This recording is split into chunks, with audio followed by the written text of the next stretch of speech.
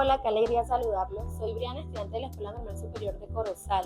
Les doy una calurosa bienvenida a nuestro podcast Construyendo Conocimiento. Antes de empezar, les hago una pregunta. ¿Alguna vez han sentido que el sistema educativo quiere encajar piezas cuadradas en huecos redondos? Hoy vamos a estar tratando temas relevantes como la conducta desde un enfoque biológico, genético y el comportamiento. Basándonos en el entorno escolar, para cerrar pondremos en la mesa como ejemplo el TDA. Para esto me gustaría que se hicieran una pregunta. ¿Etiquetamos a los niños por su naturaleza o es el sistema el que debe transformarse? Para este viaje de reflexión no estoy sola, me acompañan 3 compañeros de la normal, que al igual que yo están viviendo el día a día de la formación docente y se han tomado el tiempo de investigar esto a fondo para entender el futuro de nuestras aulas y poder brindar sus puntos de vista. Le doy la bienvenida a Cindy y María José. También saludamos a John, que nos acompaña de manera remota.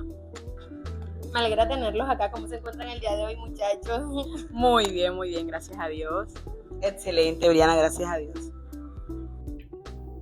Hola, ¿qué tal, compañera? ¿Cómo están? Me encuentro muy bien, gracias a Dios. Para mí es un placer. Gracias por la invitación de hacerme partícipe de este podcast en base a lo que es el análisis crítico reflexivo del comportamiento humano.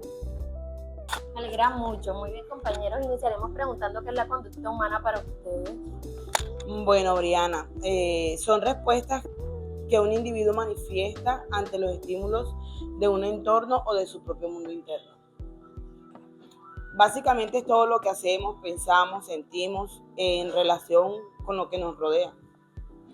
Bueno, yo pienso que es un conjunto de acciones, comportamientos y reacciones, tanto físicas como mentales, que manifestamos de acuerdo al entorno en que nos encontramos o nos desarrollamos. Sí, yo también estoy de acuerdo con las dos compañeras.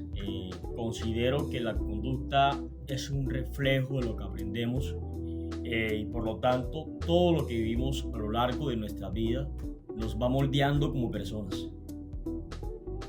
Bueno, de acuerdo a lo que mencionan, se puede decir que la conducta está directamente relacionada con el comportamiento. ¿Hay alguna razón biológica para esto? Bueno, la relación entre conducta y comportamiento no es solo terminológica, sino que se fundamenta en cómo nuestras instrucciones biológicas influyen en la forma en que interactuamos con el mundo. Aunque en el lenguaje cotidiano se usan como sinónimos, la ciencia explica su conexión a través de la herencia y la adaptación. La razón por la que están ligados es que los genes codifican proteínas que influyen en el desarrollo del cerebro y en la producción de neurotransmisores, como la dopamina o la serotonina, los cuales dictan la intensidad y el tipo de nuestras conductas. Sí, bueno, según la genética de la conducta, se heredan o transmiten ciertas cosas de nuestros padres a nosotros. Sin embargo, no se puede decir que la conducta y el comportamiento tienen todas las respuestas allí, pues cada individuo desarrolla sus propios rasgos de acuerdo al entorno en el que se desarrolla. Sí, considero también que hay una base biológica, como por ejemplo la genética y el funcionamiento del cerebro. Yo creo que eso influye bastante en la conducta, pero hay que pensar también que eso no lo es todo. Como les decía anteriormente, el entorno y las experiencias que vivimos en nuestras vidas cotidianas también nos moldean como personas. Entonces hay que tener en cuenta eso. Pero entonces, ¿el entorno donde se desarrolla o habita una persona es casi igual que la biología humana? Exactamente, es el equilibrio entre naturaleza, que es biología, y crianza, que es el entorno donde estamos. Hoy en día, la mayoría de los expertos coinciden en que no se puede separar. Es lo que se conoce como el modelo biopsicosocial. No es que uno sea más importante que el otro, sino que interactúan de una forma constante. Bueno, Cindy, pienso lo mismo, concuerdo contigo. Sí, yo también estoy totalmente de acuerdo con las compañeras. Pienso lo mismo, comparto lo mismo, tal cual. Ok, me surge esta pregunta. ¿Es el comportamiento de un niño el reflejo de su cerebro o el resultado de su entorno escolar? Lo que describes es precisamente el punto donde la biología se encuentra con la experiencia. Para poder responder tu pregunta desde la perspectiva de la genética moderna, no podemos ver al cerebro y al entorno como fuerzas separadas, sino como socio en una negociación constante. Bueno, yo diría que la conducta refleja mucho de lo que sucede en su mente. Las respuestas a los estímulos en su entorno definen ese comportamiento. Por ejemplo, si un niño, entre comillas, normal, mental y físicamente, en teoría, de manera teórica, debería percibir y procesar la información dentro de los rangos normales. Pero por si alguna razón su entorno escolar es de alguna manera hostil o desagradable, para el niño obviamente se va a evidenciar en su comportamiento. Eso sería en el caso de un niño en teoría normal, pero ¿qué sucede con un niño que padece TDAH? Bueno, desde la biología debemos entender que el comportamiento no es solo voluntad. En el TDAH hay una base neurobiológica real, donde el cerebro procesa de forma distinta la dopamina, afectando la atención y el control de impulsos. Pero más sin embargo, aquí entra un concepto muy clave y muy importante, y es la neuroplasticidad. ¿Y qué es la neuroplasticidad? Valga la redundancia, es la capacidad del cerebro para reorganizarse y crear nuevas conexiones a partir de la experiencia. Así que mi posición es que el conocimiento biológico es vital.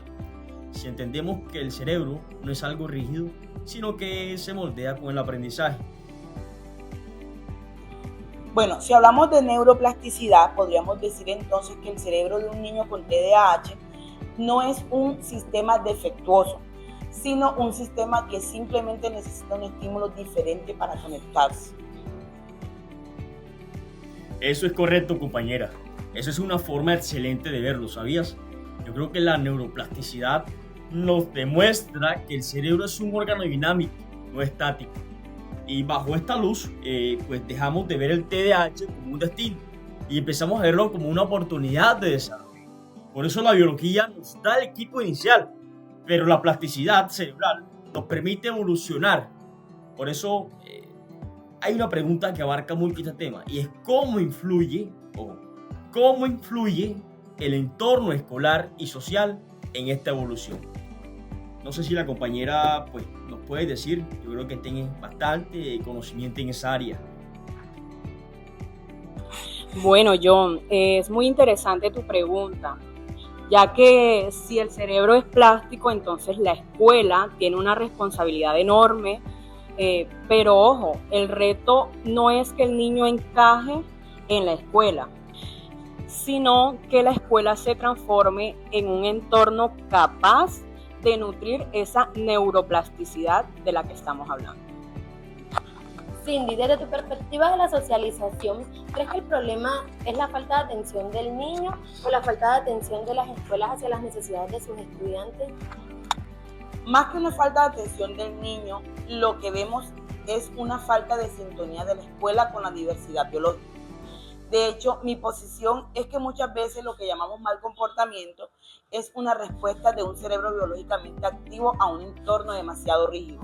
Si aprovechamos la neuroplasticidad mediante estrategias de socialización positivas y movimiento, podemos ayudar a que sea biología inquieta, se transforme en creatividad. La escuela no debe uniformar conductas, sino brindar el estímulo adecuado para que el cerebro del niño se adapte de forma saludable.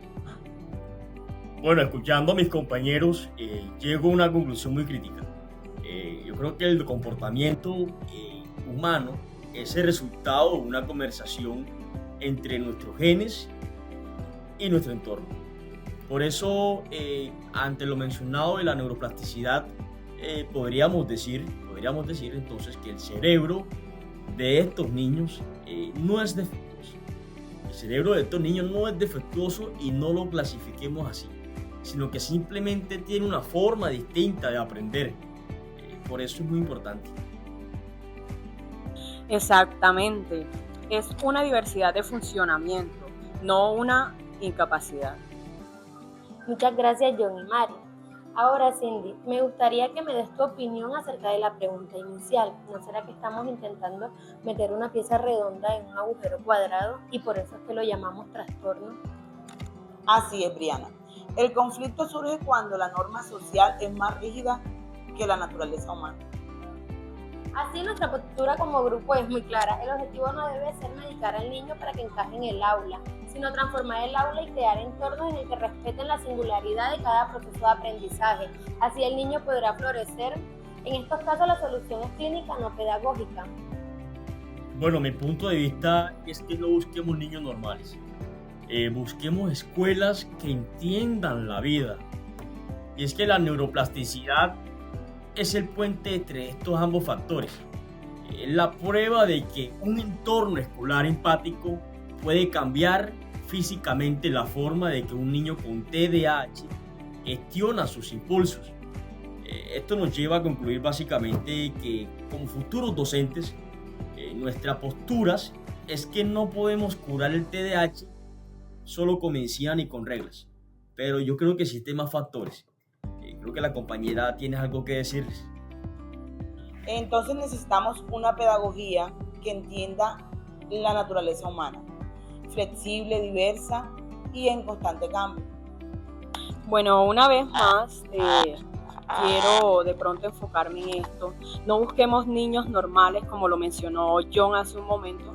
Busquemos podemos crear escuelas que entiendan cómo funciona el cerebro y cómo socializar desde la inclusión. Con esto terminamos, compañeros. Hoy exploramos que más allá de la genética o los diagnósticos, nos quedamos con una certeza. El entorno es el terreno donde descubres tu potencial. Esto no es un lujo, es la base para el desarrollo humano, con o sin TDAH. Gracias por acompañarnos en este viaje por la biología de la conducta y nos vemos en una próxima. Hasta pronto.